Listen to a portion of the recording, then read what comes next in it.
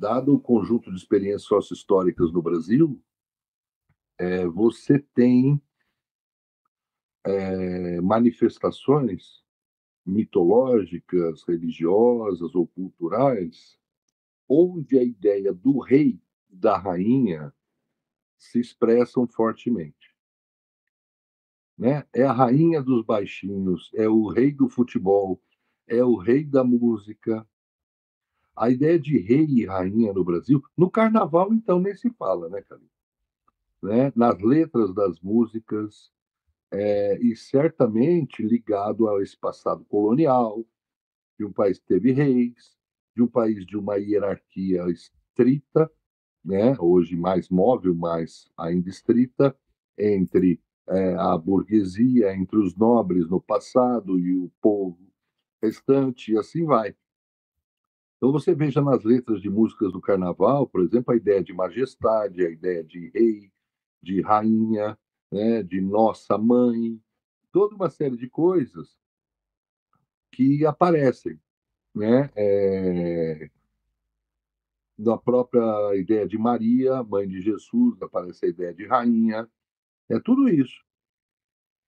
No Reis e Rainhas no Brasil, tem toda uma figura etérea, figuras que são servidas por súditos, a ideia de alguém em outro patamar completamente diferente de todo o resto, né?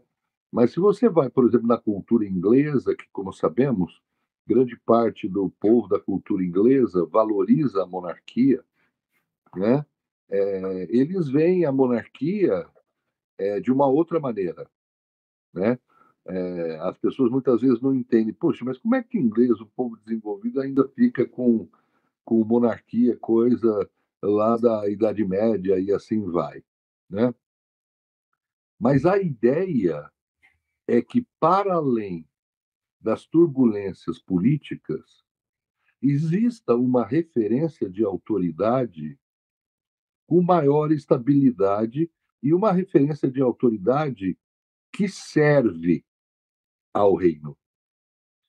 Se você pega os discursos da Rainha Elizabeth II, do pai dela, o Rei Jorge, até Henrique VIII, eu tive curiosidade uma vez de pegar alguns discursos desses reis, e é absolutamente hegemônico essa ideia, né, que eles falam incluso na coroação, né, que eu prometo servir.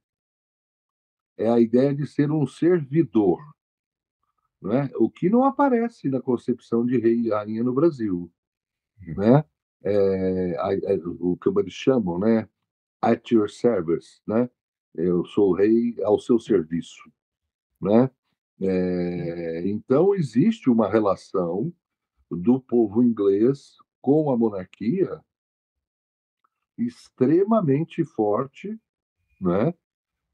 E muito diferente do que no Brasil teria se aqui tivesse monarquia, né? Porque no Brasil a monarquia aqui seria algo de outra ordem, certamente algo com um abismo social gigantesco, não é? E só para citar esse paralelo, né, Calil? Então, você veja que o conteúdo, né, ligado a determinado arquétipo não é fixo, ele depende de uma dinâmica sócio-histórica de um determinado povo, né? E aqueles símbolos de rei e de rainha, naquele povo, né, dizem respeito a determinado conteúdo, mas não em outro. Um sentido de reverência ao rei ou à rainha, no caso da Inglaterra, no sentido que eles são figuras morando em Marte, né? Eles são figuras respeitadas porque são vistos como eixos unificadores da nação, né? E estão a serviço da nação para além do governo, porque são sistemas parlamentaristas e governo, como sabemos, vão e vêm, né, Calil? Então, esse sentido de uma estabilidade. Então, eu acho que esse é um exemplo interessante. O inconsciente coletivo habitado de arquétipos, esses arquétipos se manifestam em manifestações culturais das mais diversas, em símbolos, em mitos, nas histórias, nas músicas, né? Por exemplo, Jung escreve sobre o arquétipo do deus Wotan, Wotan, é um texto dele, que ele cita Wotan quando vai abordar a temática do nazismo, de que Wotan acordou, né? E esse arquétipo de Wotan tem a ver com todos aqueles mitos e histórias ligadas à chamada Floresta Negra na Alemanha, que é um conjunto lá, um bioma do país, um bioma de meio ambiente lá, e que é conhecido como Floresta Negra.